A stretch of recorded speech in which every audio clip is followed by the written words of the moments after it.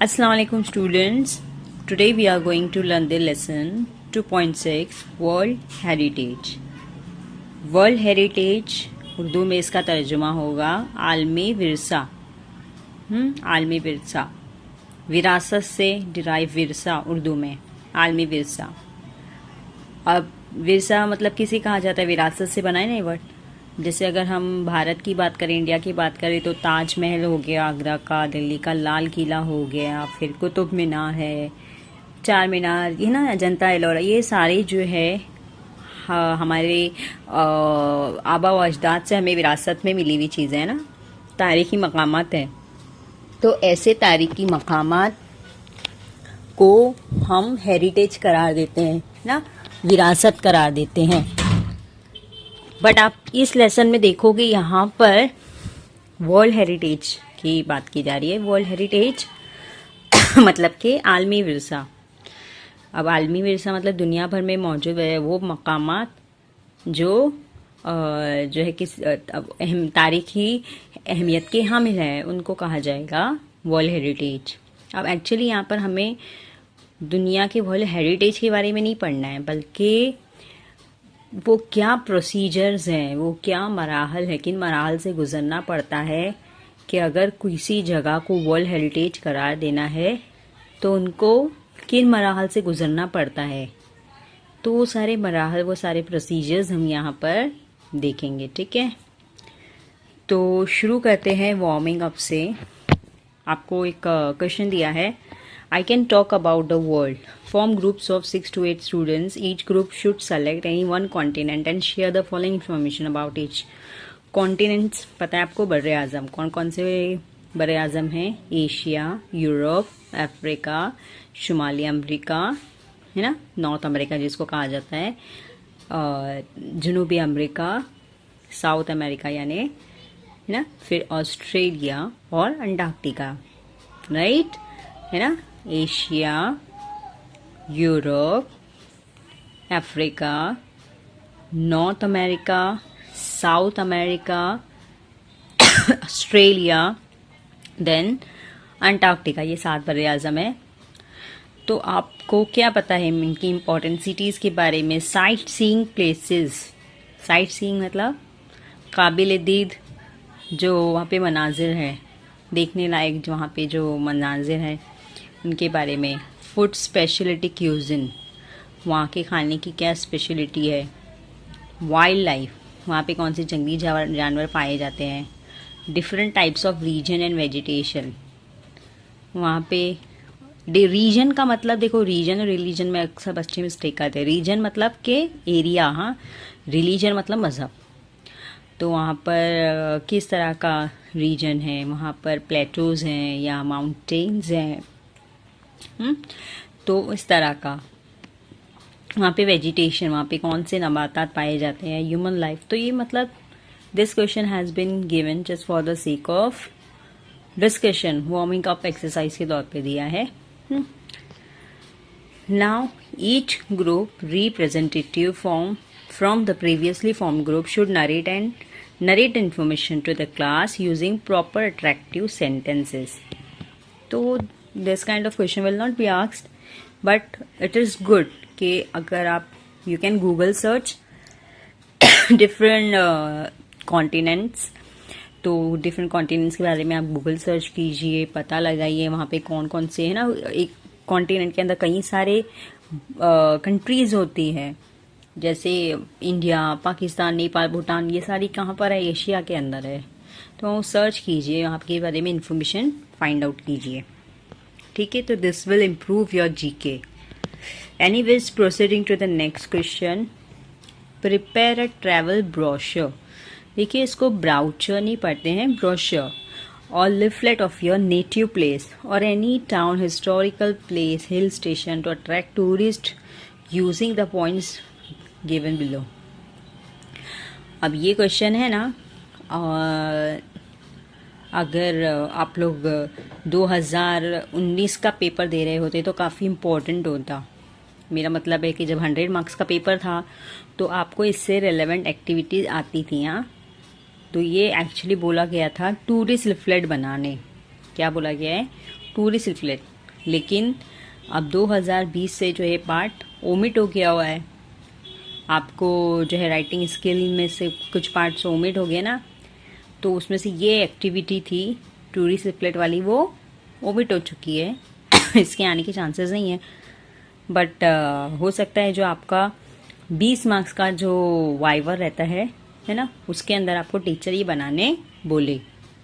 ठीक है, तो आपको अभी 80 मार्क्स का जो बोर्ड पेपर है तो उसमें तो आने के चांसेस नहीं है, बट आपका जो 20 मार्क्स का वाइवा है उसमें आ सकता है।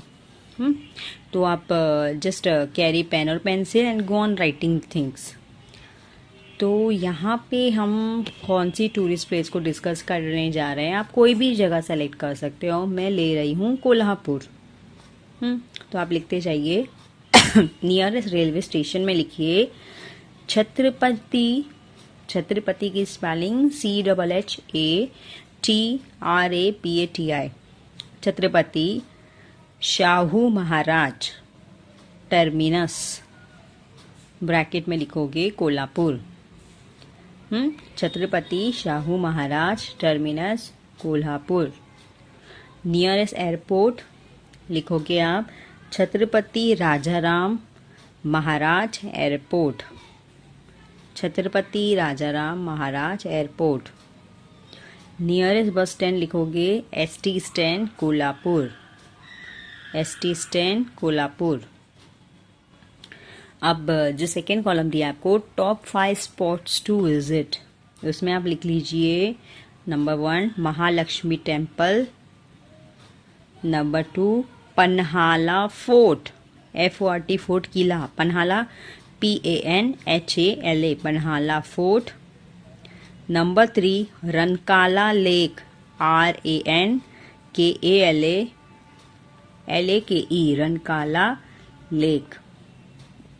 Number 3 Maharaja palace, sorry number 4 होगा ये ना, महाराजा पैलेस। और number 5 Chhatrapati Shahu Maharaj museum. Chhatrapati Shahu Maharaj museum. उसके बाद नेक्स्ट कॉलम है जो स्पेशल फीचर्स वाला है, वहाँ पे लिखिए नंबर 1 लिखोगे आप महालक्ष्मी टेम्पल, उसके बाद कॉलन डालिए और लिखिए Holi seat, SEAT seat of Amba माता, होली सीट ऑफ अम्बा माता। नंबर 2 डालिए रनकाला लेक, रनकाला लेक, उसके आगे कॉलन डाल के लिखिए famous for its beauty, famous for its beauty. Number 3 डालिए Gandharva resort and amusement park, Gandharva resort, Gandharva GANDHARVA Gandharva resort and amusement park. Colon डाल के लिखिए pleasant, PLEASANT pleasant and attractive, comma beautiful sight with amusing games, beautiful sight with amusing games।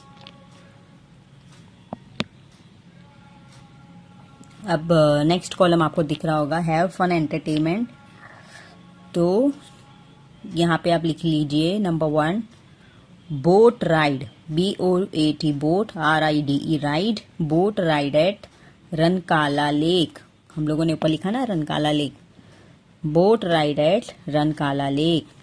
Number 2 डालिए horse ride, horse ride. Number 3 लिखिए खास बाग, KHAS खास BAG बाग, खास बाग मैदान, bracket में लिखिए known for kushti, known for kushti. Number 4 डालिए dream world water park, dream world water park. और आखिरी डालिए 5वां go kart racing at Mohite's racing track, go kart GO KART kart, go kart racing at Mohite's racing track. उसके बाद अगला कॉलम दिख रहा है आपको, mouth watering special cuisine. Cuisine किसको कहा जाता है? खाने को। हाँ, खाने को माउथ वाटरिंग मतलब यहाँ पे खाने की क्या, आप लोगों को तो पता ही होगा, कोल्हापुर में जो है तीखी और चटपटी चीज़ें बहुत मिलती हैं ना, कोल्हापुर के लोग अक्सर तीखा खाते हैं। तो लिखिए delightful tasty non veg food, delightful tasty non veg food, comma Kolhapur misal. ये जो मिसल पाव आप लोग खाते होगे वो वहीं से है, कोल्हापुर मिसल, MISAL मिसल, स्लैश करके ऑब्लिक करके लिखे भेल, BHEL भेल, भेल। उसके बाद कॉमा डाल के लिखिए मोहक लस्सी, MOHAK मोहक लस्सी। ठीक है, उसके बाद लिखिए कॉमा डाल के Davangere dosa, DAVANGIRI Davangere, DOSA dosa et cetera. ठीक है, other nearby sightseeing spots, और वहाँ पे क्या क्या देखने लायक है लिखिए। देखिए पन्हाला फोर्ट तो हम लोग लिख चुके हैं, वापस लिख लीजिए Panhala fort, PANHALA Panhala fort, comma Mahabaleshwar, यहाँ से बस 17 किलोमीटर है, ब्रैकेट में आप डाल दीजिए महाबलेश्वर, ब्रैकेट में लिखिए 17 kilometre, comma wild life sanctuary, wild life sanctuary. ठीक है तो ये सारा, ये क्या हो गया, ये एक ट्रैवल ब्रोशर या टूरिस्ट लिफलेट कहा जाता है जिसको। तो ये तो एग्जाम में आने से रहा, but this kind of things are good for you, कि इससे आपका नॉलेज भी अपग्रेड होता है। एंड सेकेंड थिंग, ये आपको जो 20 मार्क्स का वाइवा है ना, उसके अंदर बनाने बोला जा सकता है। ठीक है, तो let's get started with our lesson world heritage.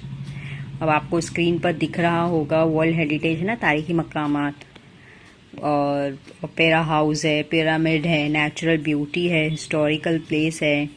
ठीक है, तो अब हम इस लेसन में देखेंगे कि वो कौन से सारे प्रोसीजर्स हैं जो फॉलो करने पड़ते हैं कि अगर किसी एरिया को वर्ल्ड हेरिटेज करार देना है तो। तो चलिए, अ वर्ल्ड हेरिटेज साइट, आलमी विरसे का मकाम, इज अ साइट, ये वो जगह होती है डिटर्मिन्ड बाय, डिटर्मिन करना, तय करना, उसको कैसे तय किया जाता है, by the UNESCO, United Nations Educational Scientific and Cultural Organization. ये एब्रीविएशंस याद रखिए, हाँ, ये आपको पूछ सकता है। टू हैव सिग्निफिकेंट कल्चरल, अब यूनेस्को क्या करती है कि ऐसे मकामात जो सिग्निफिकेंट हो, अहम हो, कल्चरल तहजीबी हिसाब से, या नेचुरल कुदरती हिसाब से, नेचुरल इम्पोर्टेंस हो, जिनकी कुदरती अहमियत हो, टू ह्यूमैनिटी इंसानियत के लिए। तो ऐसे मकामात जो इंसानियत के लिए या तो तहजीबी या तो कुदरती नुक्ते नज़र से इम्पोर्टेंट हो, उनको सेलेक्ट करती है यूनेस्को। एज सच, लिहाजा, द साइट्स आर, ऐसे मकामात, आर प्रोटेक्टेड, प्रोटेक्टेड मतलब तहफ़्फ़ुज़ दिया जाता है, एंड मेंटेन, और उनकी देखभाल की जाती है, by the international world heritage programme which is administered by. अब इनको एक प्रोग्राम के अंडर देखभाल की जाती है ऐसे मकामात की, जो प्रोग्राम कौन चलाता है, एडमिनिस्टर करना, चलाना, bye the UNESCO world heritage committee. अब उसके लिए ख़ास कमेटी है, ये यूनेस्को की कमेटी है, और ये कमेटी जो है इन मकामात को तहफ़्फ़ुज़ देने के लिए जो प्रोग्राम चलाती है उसका नाम है इंटरनेशनल वर्ल्ड हेरिटेज प्रोग्राम। बात समझ में आई? जैसे इंडिया है ना, इंडिया का जो प्राइम मिनिस्टर है, अब प्राइम मिनिस्टर भी अपने बहुत सारे जो है कैबिनेट को लेकर जो है इंडिया चलाता है, बिल्कुल उसी तरह एग्जांपल लीजिए कि टॉप पे यूनेस्को है और उनकी वर्ल्ड हेरिटेज कमेटी है, और वर्ल्ड हेरिटेज कमेटी ने जो प्रोग्राम स्टार्ट किया है उसका नाम है international world heritage programme. Because world heritage sites, क्योंकि ये आलमी विरसे के जो मकामात होते हैं, आर प्लेसेस, ये वो मकामात हैं दैट आर सिग्निफिकेंट, जो बहुत अहम है, सिग्निफिकेंट अहम, कल्चरली एंड नेचुरली, वापस वही बात रिपीट की जा रही है, कल्चरली तहजीबी लिहाज से भी और कुदरती लिहाज से भी। They very in type, very, देखो ये वेरी का मतलब क्या था, ये वर्ब फॉर्म है वैरायटी का, अलग अलग होते हैं, दे वेरी अलग अलग होते हैं। कौन अलग अलग होते हैं? ये तारीखी मकामात अलग अलग नौइयत के होते हैं। इन टाइप एंड इंक्लूड फॉरेस्ट, कुछ तारीखी मकामात में फॉरेस्ट आते हैं, तो कुछ में झीलें आती हैं, लेक्स आते हैं, कुछ मॉन्यूमेंट्स होते हैं, कुछ यादगार होती है ना, जैसे हम ताजमहल की बात करें वो मॉन्यूमेंट है, कुछ बिल्डिंग्स होती हैं और कुछ सिटीज़ भी होती हैं, है ना, जैसे रोम है, वेनिस है, ये पूरी सिटीज़ को जो है एक हेरिटेज समझा जाता है। World heritage sites can also be a combination of both cultural and natural areas. कभी कभी ऐसा भी होता है, कुछ आलमी विरसे के जो अहमियत के हामिल मकामात है, वो दोनों का कॉम्बिनेशन, किन दोनों चीज़ों का तहजीबी लिहाज से भी इम्पोर्टेंट होती है और कुदरती लिहाज से भी। फॉर एग्जाम्पल माउंट वैंगशन इन चाइना, अब ये चाइना का माउंट हैंगशन, आप गूगल सर्च करके इसको देख सकते हो, इसकी image, is a site with significance to human culture. तो ये वो है मकाम जो इंसानी तहजीब के लिए भी इम्पोर्टेंट है, because it played a role in historical Chinese art and literature. तो ये कुदरती तौर पर भी इम्पोर्टेंट है और हिस्ट्री में भी इसका इम्पोर्टेंस है चाइना की, वहाँ की आर्ट में, वहाँ की तहजीब में। The mountain is also significant because of its physical landscape characteristic. उसके अलावा ये जो पहाड़ है वो और भी क्यों अहम है, उसके फिजिकल लैंडस्केप मतलब उसके तबाई मनाजिर की वजह से, उसकी खासियत की वजह से भी अहमियत का हामिल है। History of world heritage sites, history तारीख, वर्ल्ड हेरिटेज साइट्स आलमी विरसे के मकामात की तारीख। ऑल्दो, हालांकि the idea of protecting cultural and natural heritage sites around the world began, although हालांकि, आइडिया ये ख्याल है ना कि इस चीज़ का कि प्रोटेक्ट करना चाहिए, तहफ़्फ़ुज़ करना चाहिए तहजीबी और कुदरती विरसे वाली जगहों को, अराउंड द वर्ल्ड बिगेन। तो ये आइडिया कब शुरू हुआ? बिगेन शुरू हुआ in the early 20th century, 20वीं सदी के शुरुआत में ये ख्याल आया लोगों को। Momentum for its actual creation, लेकिन जो एक्चुअल मोमेंटम मिली, एक्चुअल इस बात को जो तहरीक मिली, वो कब मिली? फॉर इट्स एक्चुअल क्रिएशन के वजूद में लाना, ऐसी कोई कम्युनिटी वजूद में लाना या ऐसी कोई तंजीम वजूद में लाना जो वर्ल्ड हेरिटेज का ख्याल रख सके। तो ये कब मुमकिन हुआ? Was not until the 1950s, ये 1950s में जाकर मुमकिन हुआ। In 1954, Egypt started plans to build the Aswan High Dam. 1954 की बात है जब मिस्र ने शुरू किया बनाना Aswan high dam to collect and control water from the Nile River. You must be knowing that Nile River is the longest river, है ना, दरियाई नील। तो उसका पानी कलेक्ट करने के लिए लोगों को डैम बनाने का ख्याल आया, मिस्र के लोगों को। The initial plan for the dams construction, initial मतलब शुरुआती प्लान जो था डैम बनाने के लिए, would have flooded the valley. तो जो पहले प्लान बनाया गया था तो उससे क्या हो सकता था? वैली मतलब वादी, और फ्लड आना मतलब सैलाब आना, तो सैलाब आ सकता था, पूरा पानी भर सकता था। Containing the Abu Simbel temple, और वादी के अंदर अबू सिम्बल टेम्पल भी था, वहाँ पर भी पूरा डूब जाता। And scores of ancient Egyptian artefacts, और उस सैलाब के अंदर क्या डूब गया होता? ये मंदिर तो मंदिर, और स्कोर्स ऑफ, देखिए स्कोर्स ऑफ, प्लेंटी ऑफ, बहुत सारे एंशियंट कदीम, इजिप्शियन, मिस्री। आर्टिफैक्ट्स, आर्टिफैक्ट्स देखिए any object made by human being. Artefacts यानी क्या, हाथ से बनाई हुई चीज़ें ना, हाथ से बनाई हुई चीज़ें जो पुरानी कदीम चीज़ें थी। मिस्री फन के नमूने बोल सकते हैं आप, मिस्री फन के नमूने, वो सारी चीज़ें भी डूब जाती। टू प्रोटेक्ट द टेम्पल्स, तो उस वक्त की सबसे बड़ी मांग थी कि इसको प्रोटेक्ट करना था। किसको प्रोटेक्ट करना था, मंदिर को और आर्टिफैक्ट्स को, जो कदीम हाथ से बनाई हुई चीज़ें थी उनको प्रोटेक्ट करना था, मिस्री फन के नमूनों को। UNESCO launch an international campaign, तो उस वक्त सबसे पहले बार यूनेस्को ने एक कैंपेन, कैंपेन मतलब तहरीक ना, तो एक पहली बार एक तहरीक लॉन्च की इन लोगों ने 1959 में, डेट कॉल फॉर डिसमेंटलिंग।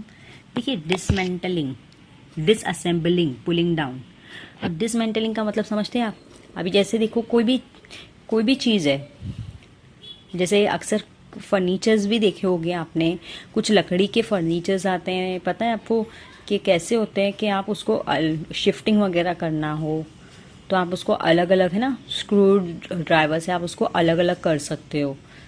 तो ये जो अलग अलग करने का मरहला होता है उसको बोलते हैं डिसमेंटलिंग। और जब उसका अपोजिट होता है, उल्टा होता है असेंबल करना।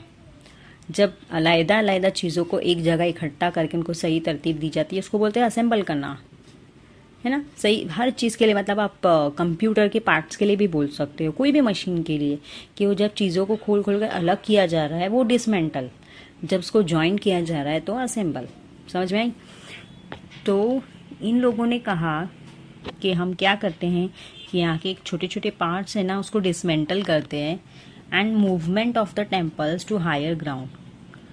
समझ में आया? तो इन्होंने क्या कहा कि मंदिरों के जो है ना बड़े बड़े टुकड़े हम लोग क्या करेंगे, उठाएंगे, ठीक है, और उन्हें बुलंद मकाम के ऊपर दोबारा जोड़ देंगे, ठीक है। मतलब बहुत ही वैसे कम्प्लीटली डिमोलिश नहीं किया, ऐसा नहीं कि बस जेसीबी लाके तोड़ दिए, ऐसा नहीं किया गया। बड़े ही हिफाजत से, बड़े ही बोलते हैं ना केयर करके जो है एक एक जैसे जो है टुकड़ों टुकड़ों को जो है ना, बड़े बड़ी दीवार के टुकड़ों को अलग किया गया। The project cost an estimated $80 million, तो तकरीबन 80 मिलियन, 1 मिलियन मतलब 10 लाख, ये 80 मिलियन, और वो भी डॉलर्स हैं, तो आप काउंट कर सकते हो डॉलर का रेट देखिए, उसको मल्टीप्लाई कीजिए। And 40 million of which came from 50 different countries, तो इतना सारा पैसा कहाँ से आएगा, तो इसके लिए पूरी दुनिया वालों से डोनेशन इकट्ठा किया गया। तो बिकॉज ऑफ प्रोजेक्ट सक्सेस, तो इस प्रोजेक्ट को कामयाबी मिली। UNESCO and the International Council on Monuments and Sites, तो इसके बाद ये जो वाकया हुआ, इसके बाद जो उन लोगों ने इनिशिएटेड शुरू किया, है ना। देखिए बाजू में मीनिंग दिया है बिगेन, शुरू किया। और ड्राफ्ट कन्वेंशन मतलब एक बोलते हैं ना लिखा हुआ मसौदा, एक लिखा हुआ लोगों ने ड्राफ्ट तैयार किया। कन्वेंशन मतलब ग्रुप बनाना लोगों का। To create an international organisation responsible for protecting cultural heritage, तो एक ऐसी आलमी तंजीम बनाना चाहिए जो किस चीज़ की जिम्मेदारी है, कल्चरल हेरिटेज को बचाने की। शॉर्टली आफ्टर, ये जब वाकया हुआ था 1959 तक ये प्रोजेक्ट कंप्लीट हुआ ना उस मंदिर को बचाने का, तो उसके बाद 1965 में व्हाइट हाउस पता होगा, है ना, यूएस के जो अमेरिका के प्रेसिडेंट हैं अभी कौन है फिलहाल, डोनाल्ड ट्रम्प, वो वहीं रहते हैं, है ना।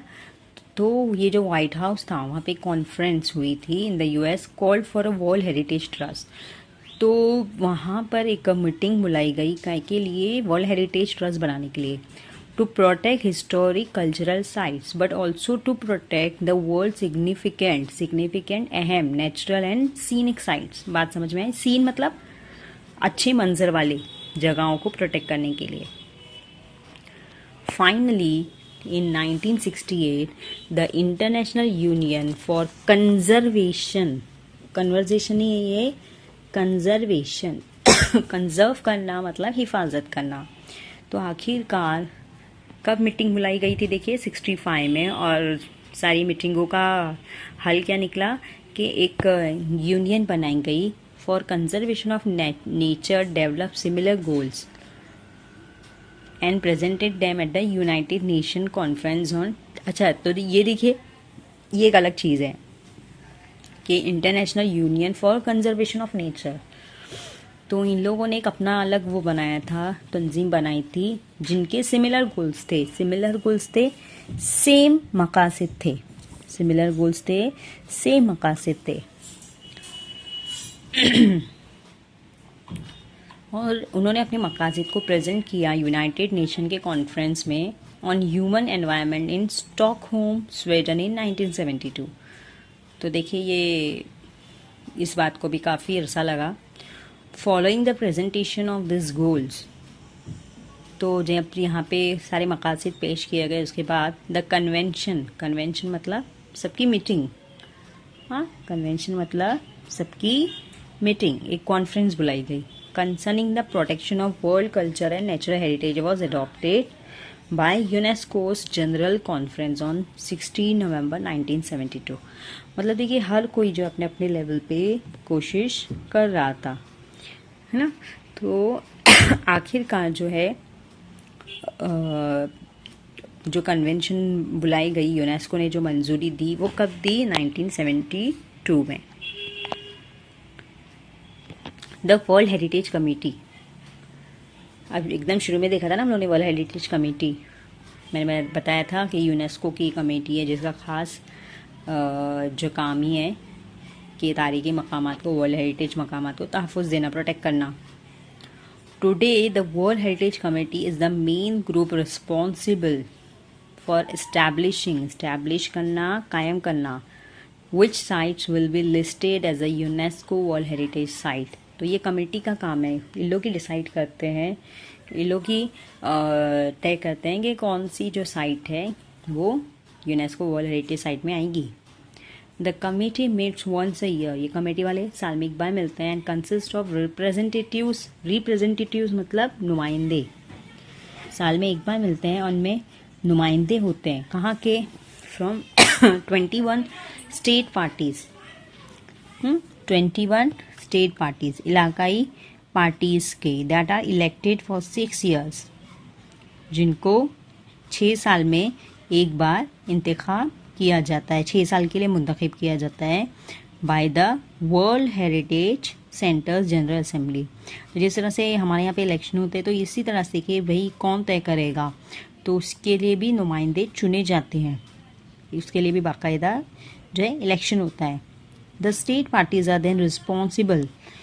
अब ये जो इलाकाई पार्टी होती है, स्टेट पार्टीज, इनकी जिम्मेदारी होती है फॉर आइडेंटिफाई करना, शनाख्त करना, नॉमिनेट करना पता है ना आप लोग को, नाम देना new sites with in that territory. तो ये अपने इलाकाई लेवल पे काम करते हैं, और अपने अपने टेरिटरी भी का मतलब भी एरिया होता है, हाँ, टेरिटरी मतलब एरिया, कि अपने अपने एरिया में देखते हैं कि भाई कौन सी साइट है जो क्या कहलाने के लायक है, वर्ल्ड हेरिटेज में आने के लायक है। फॉर इंक्लूजन जो है नाउन फॉर्म है इंक्लूड करना, शामिल करना। तो इंक्लूजन के लायक है, कौन से एरियाज इंक्लूजन के लायक है, लोग तय करते हैं। Becoming a world heritage site, अब कोई एरिया वर्ल्ड हेरिटेज साइट कैसे बनेगा? मैंने बताया था ना कि ये लेसन में क्या बताया गया है, प्रोसीजर्स बताए गए कि किस तरह से कोई एरिया जो है वर्ल्ड हेरिटेज साइट बनता है। देयर आर 5 स्टेप्स, 5 मरहले हैं in becoming a world heritage site. The first of which is for a country और state party to take an inventory. तो किसी भी मुल्क को या कोई इलाकाई पार्टी को क्या करना है? इन्वेंटरी मतलब यहाँ पे मुकम्मल फहरिस्त बनाना, और डिटेल्ड लिस्ट। देखिए, इन्वेंटरी का मतलब क्या है? डिटेल्ड लिस्ट मतलब मुकम्मल फहरिस्त बनाना of its significant cultural and natural sites. तो अपने अपने इलाकाई लेवल पे देखते हैं कि भाई कौन सी सिग्निफिकेंट, अहम तहजीबी या कुदरती साइट्स है, जगह है। This is called the tentative list. इसको आरजी समझते ना, टेम्पररी। अगर आप दूसरे लफ्जों में कहो टेंटेटिव का मतलब क्या है, temporary. And it is important because nominations to the world heritage list will not be considered.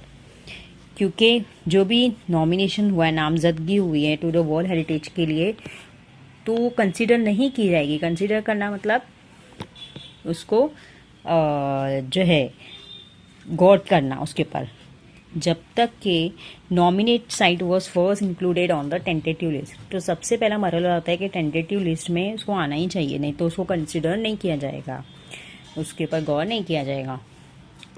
Next, countries are then able to select sites from their tentative list. अब समझिए कि जैसे इंडिया में बहुत सारे स्टेट्स हैं, बहुत सारे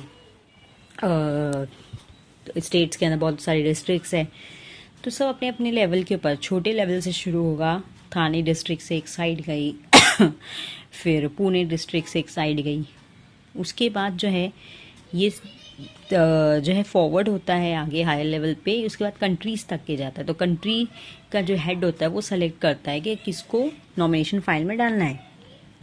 the third step is a review of the nomination file.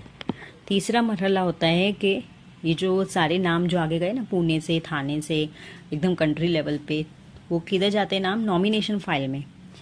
तो इसको जो है इसके ऊपर रिव्यू किया जाता है, गौर किया जाता है by 2 advisory bodies consisting of the International Council on Monuments and Sites and the World Conservation Union. तो ये जो तंजीम है, लोग उसके ऊपर गौर करते हैं। Who then make recommendations, recommendation करना, सजेशंस देना to the world heritage committee. तो लोग अपने सजेशंस देते हैं। The world heritage committee meets once a year. ये लोग जो है ना साल में एक बार मिलते हैं टू रिव्यू दीज रिकमेंडेशंस। ये सजेशंस के ऊपर गौर खोज करने के लिए साल में एक बार मिलते हैं। And decide which sites will be added to the world heritage list. फिर लोग डिसाइड करते हैं कि किसको डालना है। The final step in becoming a world heritage site is determine करना, तय करना whether or not a nominated site meets at least 1 of 10 selection criteria. Criteria मयार, तो इन लोग देखते हैं कि इन लोग की जो मयार है, तो उस 10 मयार होते हैं तो कम से कम उसमें एक पर खरा उतरना चाहिए world heritage site. If the site meets this criteria, अगर वो जगह वो मयार के ऊपर खरी उतरती है, it can then be inscribed ना लिखने को बोलते हैं, टू राइट तो उसको लिखा जाता है वर्ल्ड हेरिटेज लिस्ट में। Once a site goes through this process and it is chosen, it remains the property of the country on whose territory it sits। एक बार अगर इसको चूज कर लिया गया, सेलेक्ट कर लिया गया, तो कंट्री की ही प्रॉपर्टी रहती है वो, है ना, या फिर जिस भी टेरिटरी में हो, टेरिटरी मतलब एरिया में जहाँ पर वो सीट, मतलब जहाँ पर वो पड़ता है मकाम। But it also becomes consider with in the international community. लेकिन बैनुल अक़वामी कौम का भी उसे हिस्सा करार दिया जाता है। अब इस लेसन का आखिरी पार्ट नहीं बल्कि सेकेंड लास्ट पार्ट है ये, types of world heritage site. अब वर्ल्ड हेरिटेज साइट यानी आलमी विरसे मकामात की किस्में। एज ऑफ 2009 तक there are 890 world heritage sites that are located in 148 countries. 689 of these sites are cultural and include places like Sydney Opera House in Australia and Historic Centre of Vienna in Austria। समझ आया, मतलब 890, मतलब समझ लीजिए 900 जो है मकामात world heritage site में, जिसमें से समझ लीजिए ज़्यादा से ज़्यादा 700 तक के आप देख लीजिए मकामात कल्चरल, तहजीबी तौर पर सेलेक्ट किए गए। 2 बेसिस पे सेलेक्ट होता है, कल्चरली और नेचुरली, नेचर की बुनियाद पे, कुदरत की बुनियाद पे। 176 are natural and feature such location as the US Yellowstone and Grand Canyon National Park. या अगर आप लोगों ने ज्योग्राफी में पढ़ा होगा तो ये US के मैप में आपको दिखाया जाता होगा ना। 25 of the world heritage sites are consider mix. 25 जो है वो मिक्स समझे जाते हैं, आई डॉट ई डॉट का मतलब होता है that is natural and cultural. Peru's Machu Picchu is one of this, है ना। पेरू एक कंट्री है, चिली पेरू ये कंट्रीज एकदम आजू बाजू में। तो वहाँ पे ये जो साइट है वो नेचुरली भी इम्पोर्टेंट कंसिडर की जाती है, कल्चरली भी। Italy has the highest number of world heritage sites with 44। सबसे ज़्यादा किसकी है वर्ल्ड हेरिटेज साइट्स, ये आपको आता है फिलअप में, इटली की।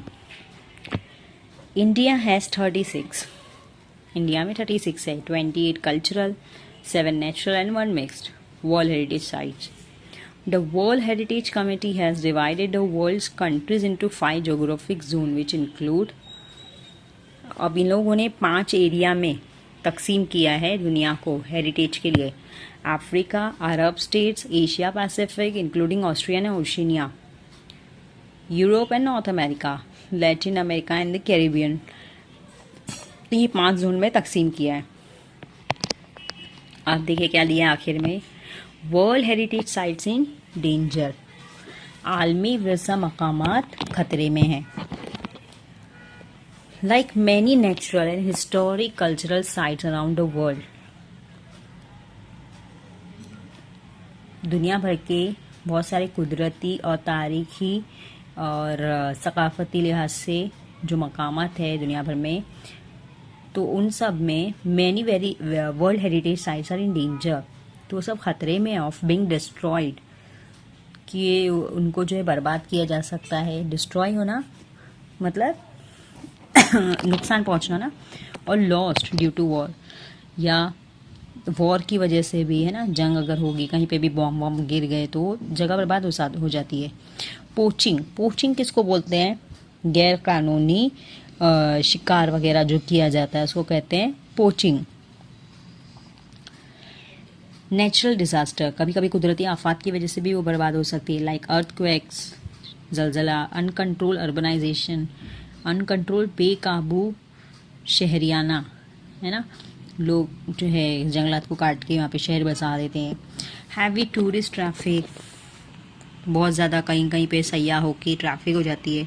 And environmental factors like air pollution and acid rain, जैसा कि ये चीज़ें जो है माहौलियाती फैक्टर अवामिल, आपको पता होगा ना, आगरा का ताजमहल जो है एसिड रेन के से ख़राब हो गया था, येलोइश हो गया था। World heritage sites that are in danger are inscribed, underline the word inscribed, written, WRITTEN, लिखना, ये पहले भी आ चुका है word, on separate list of world heritage sites in danger. तो उसको एक अलग कॉलम में मतलब इनको लिस्ट किया जाता है कि भाई ये जो वर्ल्ड हेरिटेज साइट्स है वो डेंजर में, which allows the world heritage committee to allocate resources from the world heritage fund. अब इन लोग क्या करते हैं कि ऐसी जगह जो उनको खतरे में लगती है तो उनको पैसा एलोकेट करते हैं। एलोकेट करते हैं मतलब असाइन, मतलब सौंप देते हैं पैसा नहीं बल्कि मतलब उनको जो भी तरह की हेल्प रिक्वायर है वो उनको देते हैं to that site. In addition different plans are put into place to protect and or restore the site. और वहाँ पर मुख्तलिफ किस्म के प्लान्स बनाए जाते हैं ताकि उन जगहों को हिफाजत से रखा जा सके। रिस्टोर द साइट, रिस्टोर करना यानी कि दोबारा सही हालत में लाना। If however a site loses the characteristic which allowed for it to be originally included on the World Heritage List, लेकिन अगर इनकेस अगर ऐसा हो गया कि वो जगह के अंदर से वो खुसूसियात चले गई, कैरेक्टरिस्टिक मतलब खुसूसियात, जिसकी वजह से वो वर्ल्ड हेरिटेज लिस्ट में शामिल हुआ था, इंक्लूड हुआ था, तो the world heritage committee can choose to delete. तो अगर वो खुसूसियात ही उसमें से चले गई, है ना। अगर समझे जैसे ताजमहल की बात करें, पूरा पीला पड़ गया, पीला तो पड़ा ही पड़ा, और अचानक बहुत ज़ोरदार अगर वहाँ पे बारिश आ गई, सैलाब आ गया, डूब गया, तो वर्ल्ड हेरिटेज साइट में से उसको डिलीट कर सकते हैं। To learn more about world heritage site visit the world heritage centres website at whc.unesco.org.com।